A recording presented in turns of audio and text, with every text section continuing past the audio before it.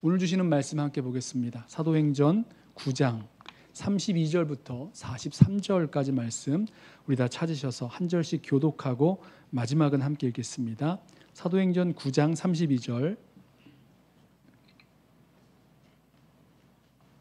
제 성경은 신약성경 202쪽에 있습니다. 사도행전 9장 32절부터 마지막 절까지 한 절씩 교독하고 우리 마지막은 함께 읽겠습니다. 제가 먼저 읽습니다. 그때에 베드로가 사방으로 두루 다니다가 루다에 사는 성도들에게도 내려갔더니 거기서 에니아라 하는 사람을 만나매 그는 중풍병으로 침상 위에 누운 지 8회라. 베드로가 이르되 에니아야, 예수 그리스도께서 너를 낫게 하시니 일어나 내 자리를 정돈하라 한데 곧 일어나니 루다와 사론에 사는 사람들이 다 그를 보고 주께로 돌아오니라. 요바에 다비다라 하는 여제자가 있으니 그 이름을 번역하면 도르가라. 선행과 구제하는 일이 심히 많더니 그때에 병들어 죽음에 시체를 씻어 다락에 누이니라. 루다가 요바에서 가까운지라 제자들이 베드로가 거기 있음을 듣고 두 사람을 보내어 지체 말고 와달라고 간청하여 베드로가 일어나 그들과 함께 가서 이르매 그들이 데리고 다락방에 올라가니 모든 과부가 베드로 곁에 서서 울며 도르가가 그들과 함께 있을 때에 지은 속옷과 겉옷을 다 내보이거늘 베드로가 사람을 다 내보내고 무릎을 꿇고 기도하고 돌이켜 시체를 향하여 이르되 다비다야 일어나라 하니 그가 눈을 떠 베드로를 보고 일어나 앉는지라. 베드로가 손을 내밀어 일으키고 성도들과 과부들을 불러들여 그가 살아난 것을 보이니 온 요파 사람이 알고 많은 사람이 주를 믿더라. 베드로가 요파에 여러 날 있어 시몬이라 하는 무두장이의 집에서 머무니라. 아멘. 사도행전 말씀을 나누면서 한동안 베드로를 볼 수가 없었습니다. 사도행전 7장부터 이 스데반의 그 순교로 불어닥친 그 핍박을 피해서 성도들이 예루살렘을 떠나죠. 흩어지는 곳마다 예수님을 전하는 이야기가 시작됩니다. 빌립 집사가 사마리아 성에서 복음을 전하고 또 광야길로 내려가서 이디오피아 내시에게 예수님을 전한 이야기. 그리고 9장에서 이 사울이 흩어진 사람들을 잡기 위해서 흩어진 성도들을 잡으려고 다메섹으로 가다가 부활하여 살아계신 예수님을 만나게 되죠. 예수를 증거하는 자를 잡으려고 가던 사울이 예수님 만나고 예수님을 전하는 자가 됩니다. 예수님을 핍박하던 자가 예수님을 위하여 핍박받는 자가 됩니다. 그래서 사람들이 놀라고 당황하고 믿지 못하고 이런 이야기들이 쭉 나왔습니다. 그리고 오늘 말씀에 베드로가 등장하는데요. 베드로가 12장까지 나오고 그 이후로 베드로는 다시 사도행전 무대의 뒤편으로 사라집니다. 자, 오늘 본문에서는 베드로가 루다에서 중풍병자를 일으킨 이야기, 그리고 요바에서 병들어 죽은 다비다를 일으킨 그 두 기적 이야기가 나오는데 이 사도 베드로는 예수님께서 보여주신 그 치유의 능력을 그대로 보여주는 아주 신실한 사도의 모습으로 그려져 있습니다. 자, 이 이야기 속에서 우리가 사역을 통해서 어떻게 주님께 영광을 돌릴지 몇 가지 교훈을 찾아서 우리들도 신실한 주의 종들로 이렇게 사역하게 되는 일이 있기를 소원합니다. 자, 첫 번째 나누고 싶은 교훈은요. 예수님은 우리의 시야 밖에서도 일하고 계신다라는 사실입니다. 예수님은 우리의 시야 밖에서도 일하고 계십니다. 오늘 말씀 32절을 보면 이 예루살렘에 머물러 있는 줄 알았던 베드로가 예루살렘이 아니라 사방으로 두루 다니다가 루다에 사는 성도들에게 내려갔다 이렇게 말씀합니다. 자, 이 말은 베드로가 루다에만 간 것이 아니라 여러 다른 지역에 있는 성도들도 방문했다는 말이겠죠. 여러분, 루다가 어디에 있고 또 어떻게 그 루다에 예수 믿는 사람들이 있었는지 아시나요? 여러분, 루다가 어디 있는지 아십니까? 루다라는 이름을 들어보셨나요? 그 지명 이름을 들어보셨나요? 익숙한 지명이 아니죠. 저도 루다를 지도에서 찾아봤기 때문에 아는 거지 잘 몰랐습니다. 또 여기에 루다 말고 이름이 나오지 않는 그냥 여러 성읍들이라고 말하고 있는 곳들, 여러분 이곳에도 성도들이 있었으니까 이거 어떻게 된 걸까? 여러분, 여기서 우리가 기억해야 될 것은 예수님은 우리가 주목해보고 있지 않는 곳, 잘 모르는 곳에서 주님의 그 구원의 역사를 이루고 계셨다는 사실입니다. 예수 믿지 않는 사람들이 예수 믿고 주님께 돌아오는 역사가 있었다는 거죠. 루따를 비롯한 여러 지역, 그리고 나중에 올라가게 되는 욥바에 이르기까지 어떻게 거기에 예수 믿는 성도들이 있었을까? 아마도 추측하기로는 이 지역이 빌립 집사가 복음을 전하면서 거쳐갔던 여러 성읍들 중에 하나가 아닌가 생각이 됩니다. 사도행전 8장을 보면 빌립 집사가 이디오피아 내시에게 복음을 전하죠. 그리고 세례를 준 후에 성령에 이끌려 그곳을 떠나 다른 곳으로 가게 되는데 말씀에 이렇게 나옵니다. 빌립은 아소도에 나타나서 가이사랴에 이르기까지 여러 성을 지나며 복음을 전했다, 이렇게 나옵니다. 여러 성을 지나면서 가이사랴에 이르기까지 갔다는 거죠. 그리고 복음을 전했어요. 자, 이 여러 성들 중에 하나가 욥바 또 루따가 아닌가 생각이 돼요. 그리고 가이사랴까지 올라가는 거죠. 자, 여긴 성경에도 잘 나오지 않기 때문에 우리가 잘 모르는 그런 지명이에요. 바로 이 지역에 우리 시야에서 사라졌던 사람들, 그들이 복음을 전하고 또 그 복음을 통해서 예수님께로 돌아온 사람들이 있었다는 것입니다. 빌립 집사든지 아니면 혹은 흩어진 누군가의 사람이든지 복음을 전했지만 그들이 전한 그 예수를 믿고 돌아오게 하신 분은 바로 예수님이시죠. 베드로가 이 성들을 다니면서 성도들을 방문해서 위로하고 또 권면하고 가르치고 또 전도도 했을 것입니다. 그리고 예수님께로 돌아온 자들이 있었다는 거예요. 여러분, 우리의 시야에 보이지 않던, 그리고 뭐 보인다고 해도 어딘지 잘 모르는 그런 작은 마을, 주목해 보지 않던 사람들, 이름도 없는 여러 곳에 있는 사람들, 자, 바로 그들 가운데서 주님께서는 자기 백성을 부르시는 역사를 행하고 계셨다는 겁니다. 베드로는 새로운 지역을 찾아갈 때마다 뭐 루따도 가고 욥바도 가고 이렇게 되는데, 그 지역을 갈 때마다 이미 주님께서 일하시고 준비해 놓으신 그런 영혼들을 만나게 되는 거죠. 그래요, 우리의 시야 밖에서 우리가 주목해 보지 못하는 그런 사람들 통해서 예수님은 구원의 역사를 이루고 계십니다. 지금 우리 이 예배당 안에 우리 주목해 보면서 함께 예배하고 있는 이 자리뿐만 아니라 저기 먼 텍사스 시골 어느 마을에서 저 열방의 땅끝 마을 아주 몇 명 안 되는 한두 명에게 복음을 전하는 그런 자리에서 주님은 우리가 보지 못하는 자리에서 이미 일하고 계셨다는 거죠. 아무도 주목하지 않는 사람들, 또 주님은 누군가를 부르시고 그곳으로 보내셔서 일하고 계셨습니다. 미국이나 한국에 보면 이 큰 예배당에서 아주 어마어마한 사람들이 모여서 예배하는 곳이 많이 있죠. 근데 그곳에서만 일하시고 역사하시는 것이 아니라 또 이렇게 어른들이 많이 모여서 예배하는 이 공간에만 예수님이 계시고 임재하시는 것이 아니라 저 이름 모를 사람들, 또 꼬맹이들 몇 명, 우리 유스들 몇 명 어설프게 예배하는 그런 자리, 바로 거기에서 예수님은 역사하시고 또 잃어버린 영혼들을 부르시는 그 일들을 하고 계셨다는 거죠. 우리가 알지 못하는 곳, 알지 못하는 사람들, 세상이 주목하지 않는 사람들, 우리의 시선에서 잊혀지고 사라진 그런 사역자들, 자, 그들을 통해서도 예수님은 찾아가시고 역사하고 계셨다는 겁니다. 주님이 그들을 찾아가셔서 그들을 일으키십니다.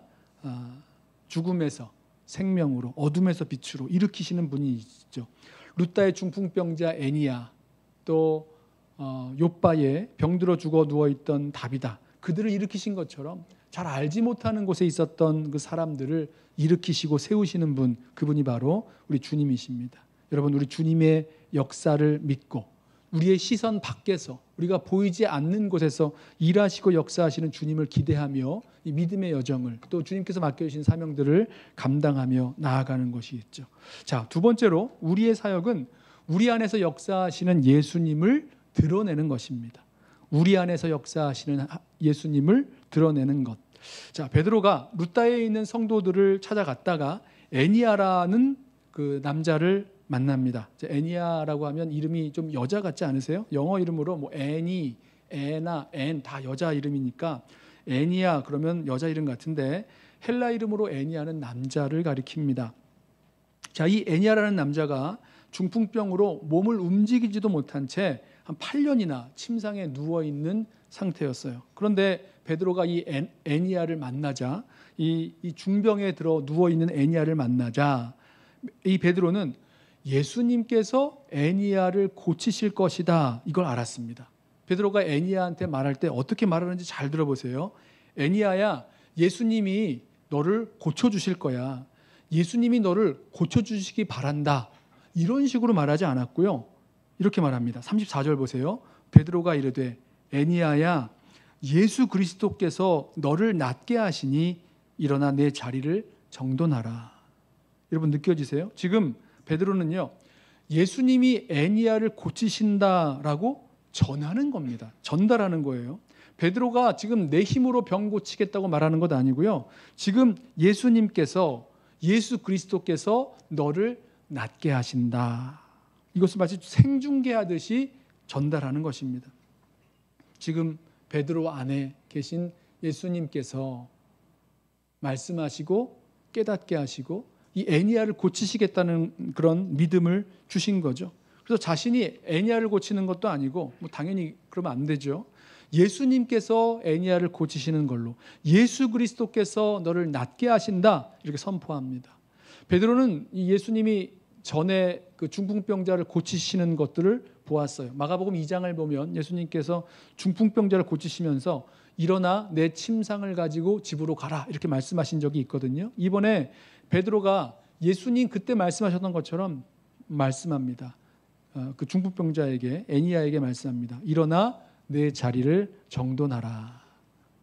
굳이 이런 말을 덧붙일 필요 없이 예수님이 너를 낫게 하신다, 이 말까지만 해도 됐을 텐데 왜 일어나 내 자리를 정돈하라 이런 말을 했을까? 저는 이게 이 베드로의 마음에 그날 예수님이 이 땅에 계실 때에 중풍병자를 고치셨던 그 예수님께서 지금 이 애니야를 낫게 하신다, 이 애니야를 고치신다, 이걸 드러내려고 한 말이라고 생각을 합니다.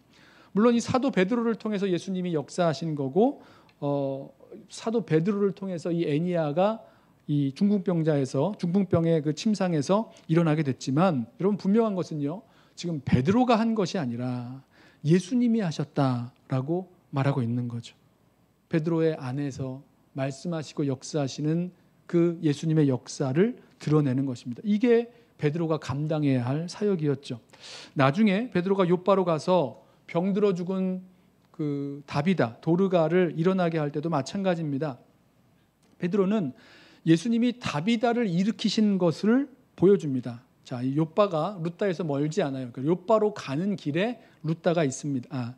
욥바로 가는 길에 룻다가 있습니다. 욥바에 다비다라는 여제자가 있는데 선행과 구제가 심히 많은 그런 여제자였습니다. 그런데 이 다비다가 병들어 죽게 되자 이 제자들이 시체를 씻어서 다락에 뉘어놓고는 이 룻다로 사람을 보내서 베드로를 빨리 와달라고 부탁을 합니다. 아마도 이 베드로가 와서 이 다비다를 살릴 수 있지 않을까, 이런 기대가 있었던 것 같아요.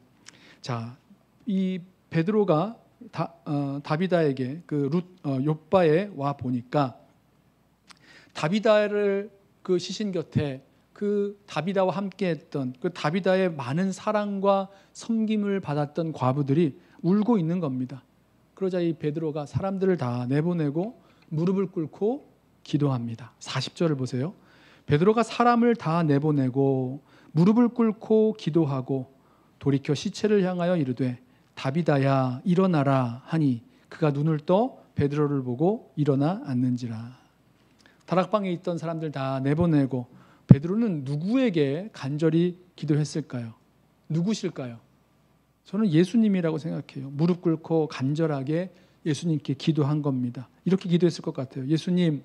예수님께서 이 땅에 계실 때에 죽은 자 살리시는 거 제가 보았습니다. 나인성 과부가 하나밖에 없는 그 아들을, 외아들이 죽어서 장례 치르면서 울고 있을 때에 예수님 그 여인에게 가셔서 울지 말라 하시고 그 관에, 그 죽은 아들의 관에 손을 대시고는 일어나라 말씀하셨죠. 그리고 그 살아난 아들 그 과부에게, 어머니에게 돌려주셨지 않습니까? 회당장 야이로의 12살 딸이 죽자 사람들이 울며 심히 통곡하는 것을 보시고 그때도 울지 말라라고 말씀하시고는 사람들 다 내보내시고 그 딸에게 달리다 쿰, 소녀야 일어나라 말씀하셔서 주님 일으키셨지요. 주님, 여기 다비다가 죽어서 이 과부들이 얼마나 슬피 우는지를 좀 보십시오. 주님이 다비다에게 다비다 쿰, 다비다야 일어나라 말씀해 주셔서 주님 살려주십시오.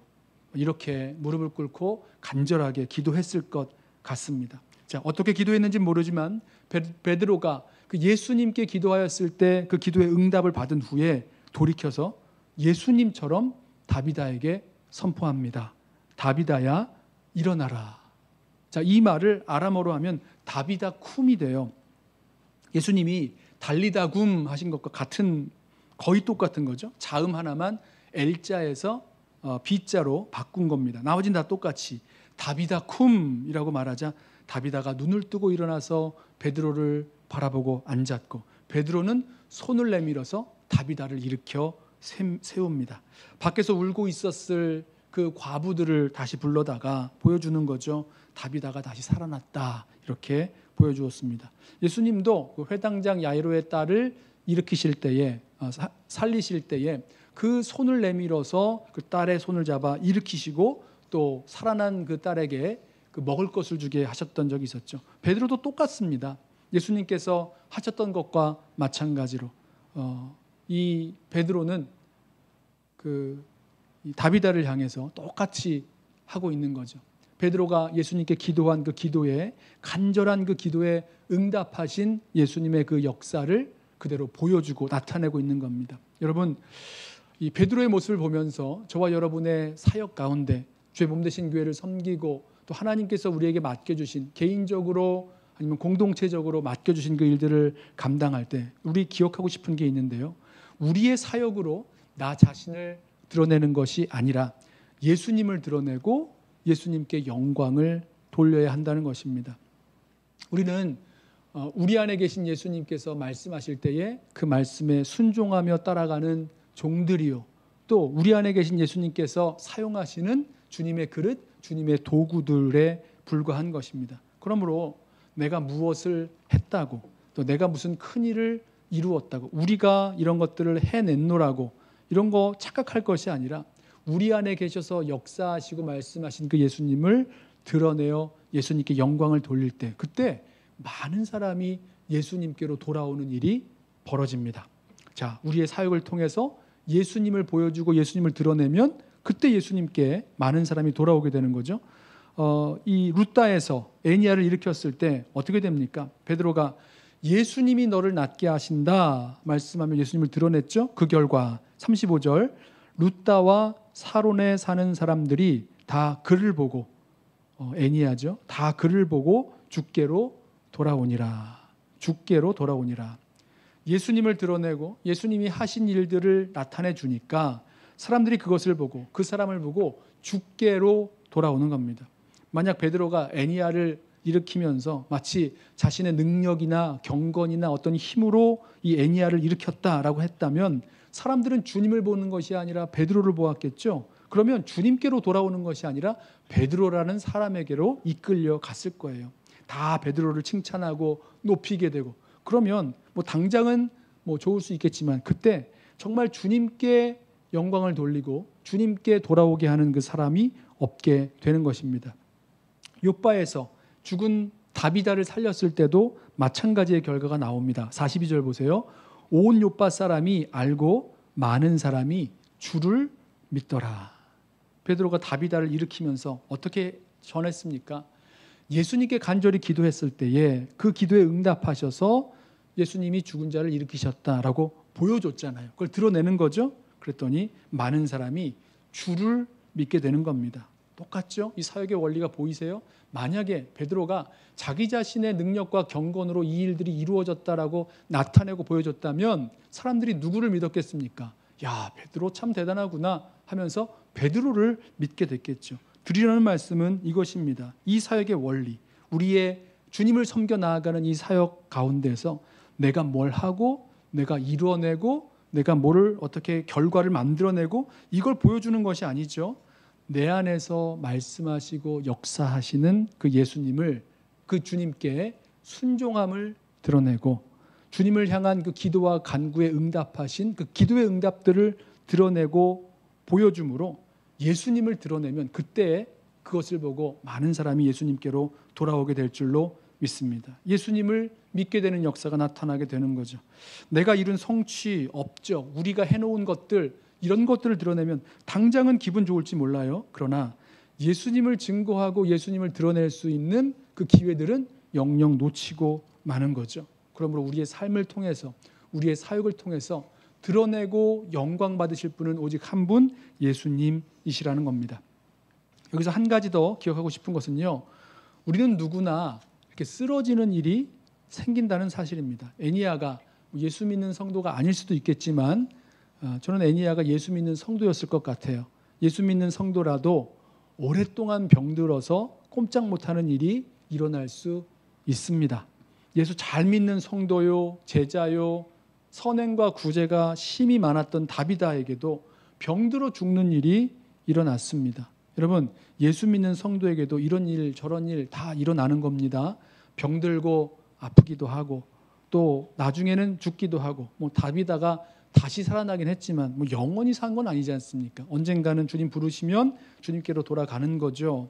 자, 그런데 이런 일들, 힘들고 어려운 일들, 오늘 말씀에서처럼 병들고 아프고 죽는 그런 일들 만나게 될 때, 여러분, 왜 이거 나만 겪는 거냐고 말씀하지 마십시오. 불평하지 마십시오. 모든 사람, 저를 포함해서, 저와 여러분 모두를 포함해서 모든 사람에게 이런 고난과 고통은 겪게 돼 있는 것입니다. 그런데 주님께서 우리로 이 고난과 고통 속에서 일어나게 하실 때가 있어요. 그 손을 잡아 일으키시고 그 마음을 다시 살아나게 하시고 그러면서 일어나게 하실 때가 있는데, 거기에는 이유가 있습니다. 우리로 우리 안에 역사하시는 주님, 또 우리의 기도에 응답하신 그 주님을 드러내고 주님께 영광 돌리게 하시려고, 그리고 그것을 통해서 많은 사람이 주께 돌아오고 주를 믿게 하시려고 우리를 일어나게 하신다는 거죠. 좀 심하게 극단적으로 말하자면 우리가 쓰러졌을 때에 다시 일어나게 하실 이유가 있는데, 그것은 우리를 통해서 예수님을 드러내기 위함이라는 것입니다. 하나님께서 참 감사하게도 우리 중 누군가에게 회복되고 일어나는 기적적인 역사를 허락하셨다면, 선물로 주신다면, 이것은 나를 위해서라기보다 무엇보다도 예수님을 드러내고 또 잃어버린 영혼들을 주님께로 돌아오게 하기 위해서라는 것을 꼭 기억하시기 바랍니다. 그러므로 우리의 어떤 주님을 섬기는 사역의 결과를 살펴보십시오. 내가 내 사역을 통해서, 주님을 섬기는 일을 통해서 나의 좋은 성품이 드러나고, 내가 얼마나 많이 희생하고 헌신했는지가 드러나고, 내가 얼마나 훌륭하게 아주 효과적으로 성취했는지 이런 걸 드러나고, 그래서 그 영광과 찬사가 나에게 돌아온다면 여러분, 뭔가 잘못되어 있는 겁니다. 아니죠. 우리의 사역을 통해서 예수님이 드러나고 예수님이 영광 받으시고, 그래서 우리의 사역을 통해서 많은 사람이 예수님을 믿고 주께로 돌아오는 역사가 일어나면, 그때야말로 우리가 제대로 주님 맡겨주신 사명을 감당하는 사역을 하게 된 것일 것입니다. 뭔가 헌신하고 수고하고 희생했는데 이런 아무 칭찬도 못 받고 영광도 못 받고 아무것도 없다면 이러면 대부분 좀 서운하시죠. 아우, 이렇게 날 안 알아줘. 내가 이렇게 많이 희생했는데, 많이 섬겼는데 왜 이렇게 날 안 알아줘. 이런 서운한 마음이 드실 텐데요. 여러분, 그때 그게 아니라, 나를 통해서 내가 받는 영광이 아니라 주님이 영광 받으시는구나. 내가 주님의 영광을 가로채지 않았구나. 그래서 나한텐 아무것도 없구나. 오히려 기뻐하시기 바랍니다. 우리가 받아야 될 그 상급은 주님께 이렇게 쌓여지게 되는 거죠. 하늘에 쌓게 되는 거죠. 자, 마지막으로 하나님의 인도하심에는 예상치 못한 연결고리가 담겨 있습니다. 43절 말씀이 좀 특이해요. 보세요. 베드로가 욥바에 여러 날 있어 시몬이라 하는 무두장이의 집에서 머무니라. 갑자기 이런 말을 할 이유가 없을 것 같은데, 이 죽은 다비다를 살린 베드로가 욥바에서 여러 날 머물 때에 좀 이상하죠? 그 선행과 구제가 심히 많았던 다비다의 집에 머물렀다. 이해가 될 것 같은데, 성경은 유독 욥바에서 베드로가 어디에 머물렀는지를 이렇게 일부러 밝힙니다. 아마도 이게 좀 이상해 보였기 때문이 아닐까 이런 생각이 들어요. 당시 유대인들에게 있어서 무두장이, 그러니까 무두장이는 가죽을 이렇게 다루는, 가죽을 만드는 일을 하는 사람입니다. 근데 이 사람들을 부정하게 여겼대요. 율법에 보면 죽은 그 짐승을 부정하게 여기고 그 사체를 만지지 못하게 돼 있잖아요. 그 죽은 짐승을 만진 사람이 부정하게 되고, 그 사람이 부정해진 사람이 만지는 것마다 다 부정하게 되는 그런 게 이제 율법의 그런 원리지 않습니까? 그런데 무두장이는 가죽을 만들기 위해서 이 죽은 짐승의 가죽을 만졌어야 되니까 율법으로는 부정한 사람이 되는 겁니다. 무두장이의 손이 닿는 곳마다 모든 게 다 부정해지는 거죠. 그래서 사람들이 무두장이를 멀리하고 가까이 하지 않고 좀 천하게 여겼다 그럽니다. 사는 곳도 도심 구역에선 살지 못하고 저 멀리 떨어져 살도록 정해놨다고 하더라고요. 자, 그러면 유대인들이 이 무두장이가 만든 그 가죽은 사용하지 않았느냐? 또 그건 또 아니래요. 유대인들도 가죽으로 만든 제품들을 소중히 여기고 잘 썼다라고 합니다. 이상하죠? 무두장이는 여전히 천하게 여기고 부정하다고 하면서 내가 필요한 가죽은 괜찮다 그러고 좋다고 얘기하고, 뭔가 좀 모순되고 이율배반적인 모습이 나타나는 거죠. 자, 그런데 베드로가 욥바에서 무두장이 집에 들어가서 며칠을 여러 날을 머물렀다. 이것을 보면 베드로는 당시 유대인들 중에서 아주 철저하게 그 율법 규례를 지켰던 것은 아닌 것 같습니다. 바리새파 같은 사람들은 아주 철저하게 지켰겠지만 베드로는 그런 사람은 아니었던 것 같아요. 그리고 다음 장에 이어지는 이야기를 보면 이방인 고넬료가 이 무두장이 시몬의 집으로 사람을 보내서 베드로를 청하여 자기 집으로 오게 하고, 베드로는 그 청에 응해서 그 이방인 그 고넬료의 집으로 들어갑니다. 자, 유대인이 이방인의 집에서 식사하고 교제하는 것, 이것은 법으로 금하는, 율법에 금하고 있는 일이거든요. 그 율법의 선을 넘어가는 일을 할 수 있었던 거죠. 저는 그 일의 시작이 아마도 베드로가 무두장이 시몬의 집에 머문 것부터 시작된 것은 아닐까, 이런 생각을 해보아요. 아마 베드로가 의식했는지 아니면 몰랐는지 모르겠지만 무두장이 집에 머물게 된 것, 그것은 바로 성령의 인도하심을 따라서 무두장이 시몬의 집에 여러 날 머물게 된 것, 이것은 하나님께서 베드로가 유대 종교의 그 잣대를 넘어서서 이방인에게 복음을 전하는 사도로서 세워지는 그 첫 시작이 아니었을까, 이런 생각을 해봅니다. 여러분, 우리가 알지 못한 채, 알 수도 있어요. 의식할 수 있고 의식할 수도 의식하지 못할 수도 있지만 주님께서 우리를 어떤 환경 속으로 이끄시고 역사하시는 것에는 어떤 예상치 못한 연결고리, 다음 사역을 위한 예상치 못한 연결고리가 있다는 것을 우리 좀 기억했으면 좋겠습니다. 그리고 그것을 근거로 다시 앞으로 한 발자국 한 발자국 주님 맡겨주신 사명들을 감당해 나아가는 거죠.